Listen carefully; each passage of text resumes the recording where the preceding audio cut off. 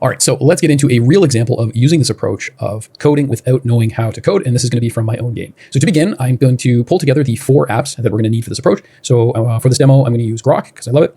You'll see here I'm using Google Docs, and I have my rather lengthy at this stage, but this is my contextual prompt. And so to get this all set and ready to go for me, I'm just going to copy this here. So I'll have this ready to go. And this is just describing what my game is, some of the rules of the game. It's describing some of the key aspects and scripts. And it's describing some of the other prompts that I like to include to let it know that I'm an amateur coder and how I like it to give me the prompts that it provides. You don't need to worry about all this. This is very unique to my game. But this is the context prompt that we're going to be starting with. Then we also have GitHub here that's going to handle my version control in this section here. And then of course in Unity, we have my actual game. So with these 4 things compiled, let me show you what our goal is going to be for today, for what we want to work on.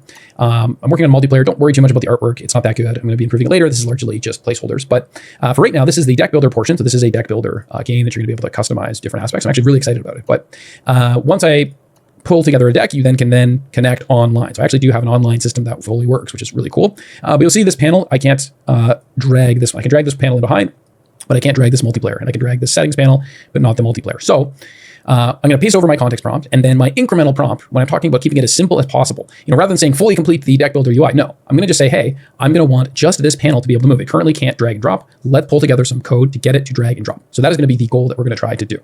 So let's get into it. So we're going to go back to the language model, and I already copied over my context prompt. Let's see, I'm going to click enter. That goes in there, and perfect. Grok says I confirm because I've added that at the very end because I don't want it to start coding yet. I want to be the one to be able to tell it when and what to give me. The other thing here is once you start getting further and further into your Unity game, you're going to have scripts. So in Unity, if I close this, you'll see I have all these scripts that run my game, especially for the multiplayer. These are all different scripts that have code that's linked to it. And what can be useful as well for your language models, in addition to your initial context prompt, or as a part of your context prompt, is sharing some of the code. So the language model can literally analyze your code and it can fully understand what is going on and what it needs to do. So we're going to do that as well because we're going to want the language model to know what it is that we're looking at, and in particular, what's necessary for adding this drag drop aspect. Okay, so I've gone ahead and added some of those scripts in the context to give the language model, give Grok some more insight into some of the scripts that I've used to already have a drag drop feature that it can pull from. So this will help inform our prompt. And so really all we're going to do now is just very clearly tell the language model exactly what I want. So I'm going to say in my deck builder UI scene, there is a multiplayer panel that currently works correctly.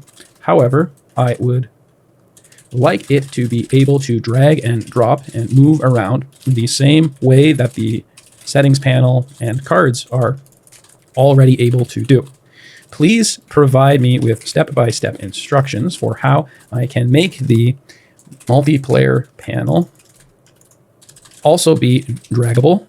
And please provide me with any script or scripts that are also required to do this. There we go. And that's it. This is my incremental prompt. It's very straightforward. And we'll see what it says. So Grok is going to be thinking about the request. And here is the step-by-step instructions that I'm just going to follow. Now, you don't even really need to read the full step-by-step instructions. I mean, when you're new, you definitely will need to. But really, it's going to say, open the deck builder, go into the hierarchy, find the panel, and then find the children, which are attached to it, it looks like. And then it wants me to create a new script. And this is the script down here. And it looks like I'm going to add it to the panel. So multiplayer panel draggable. And so really, this is what I was talking about before. There's a copy button up here, and I'm going to be able to just copy in this entire script that's going to give me.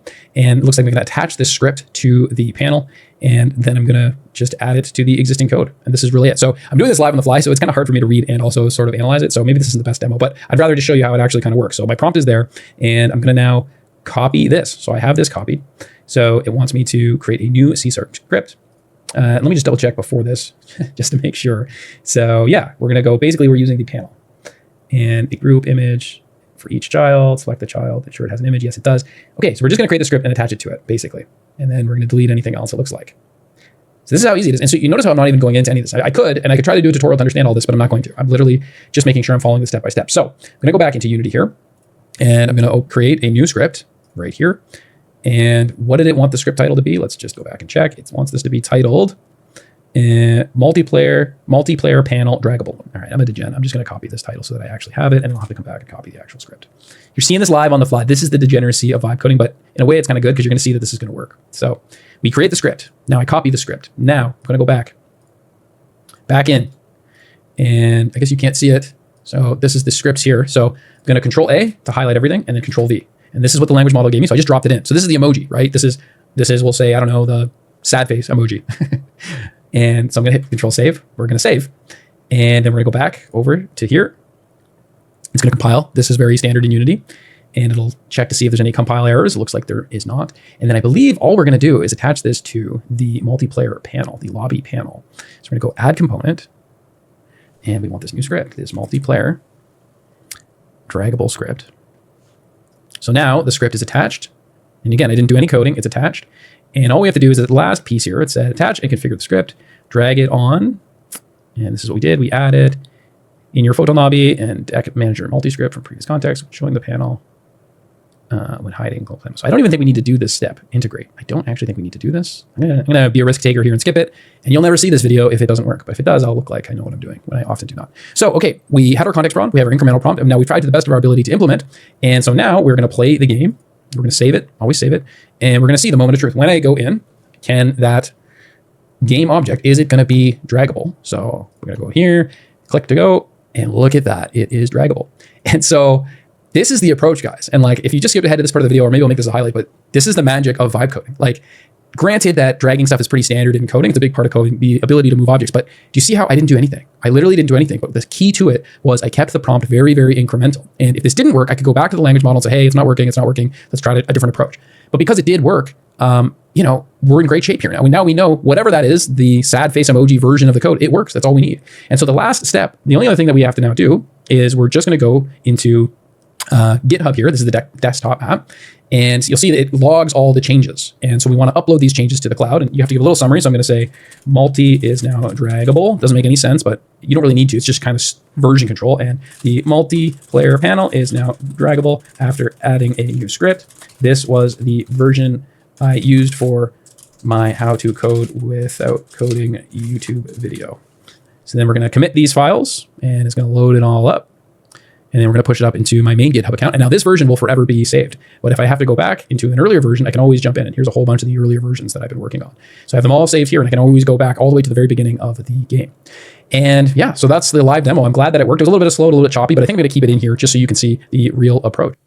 So some final tips before parting to further improve this process.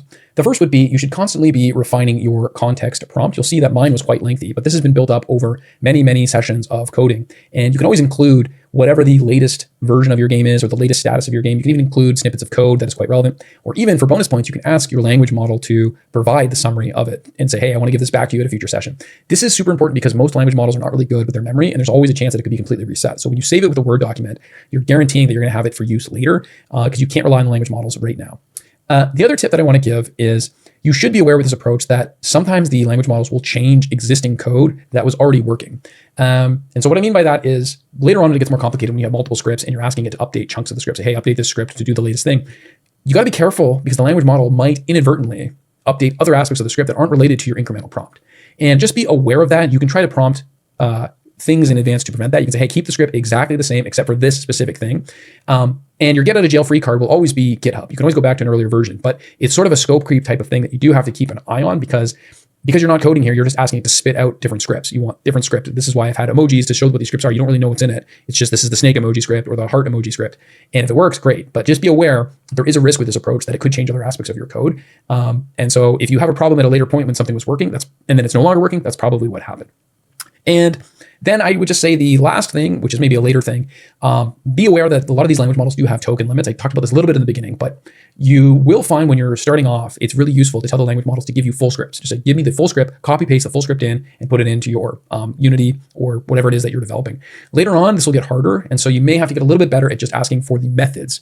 But you don't know what coding is, so don't worry if you don't know what that is. But basically just sections of the code. And it's harder to get those, but that will cut down on the amount of tokens and the bandwidth that you're using. So something to keep in mind when you're further developing these things. So there you have it. This was my official how to code literally anything without knowing how to code guide. Hopefully for any of you that stayed to this point, you found it valuable. And I'm really looking forward to what some of you may be able to create. If you do have questions, the great thing about me is I have basically a tiny channel, so I'll definitely be able to reply if it's a reasonable question. So let me know and I can happily try to help. I think this was probably a little bit longer than I wanted this guide to be, but at the same time, this is kind of my own style. I don't really want to do clickbait like videos. Really, I don't care so much if I have millions and millions of followers. I would rather just be able to talk and kind of get out the information in like a reasonable sort of interesting way, hopefully. So hopefully you guys enjoy this. If you do want to follow along, that would be cool. But if you don't, that's okay too. Don't worry about it. I really just want to see the things that everyone is able to create. So on some level, hopefully this becomes a guide that you can share and use to do your own prompt engineering / vibe coding to create your own projects. And I wish you guys the best of luck. So cheers.